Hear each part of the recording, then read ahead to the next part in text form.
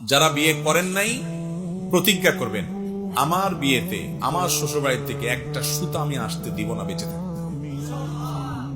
আর যারা বিয়ে করেছেন তাদের কর্তব্য, তারা প্রতিজ্ঞা করবেন যে আমার ছোট ভাই ব্রাদার সন্তান সন্ততি আমার অধীনে যাদের বিয়ে শাদী হবে, সেই সমস্ত বিয়েতে যৌতুক তো দূরের কথা, শ্বশুরবাড়ি থেকে একটি সুতো আমি আনতে দেব না।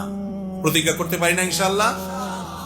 মুশকিল হলো এটা যখন বলবেন তখন মুরব্বীরা আপনার বাপ মারা বলবে যে ছেলে বিয়ের আগেই এখনই শ্বশুর শাশুড়ির জন্য এত মায়া, বিয়ের পরে না জানি ফয়বা কি করিব।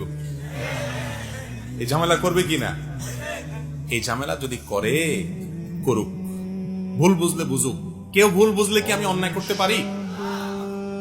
আমি প্রমাণ করব যে বিয়ে করে আমি বাপ মাকে ভুলে যাইনি।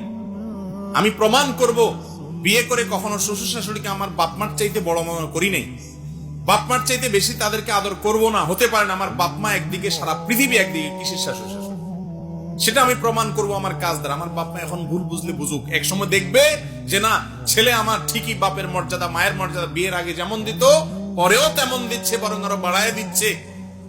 এটা আমাদেরকে করে দেখাইতে হবে। তাহলে আগে যে ভুল বুঝছে বাপ মা, যে শ্বশুর বাড়ির পক্ষে এত বলতেছে কেন বিয়ের আগেই, সেই ভুলটা তাদের ভেঙে যাবে যদি আমাদের পরবর্তী অবস্থানটা আমরা ঠিক রাখতে পারি। চেষ্টা করা যাবে না ইনশাআল্লাহ।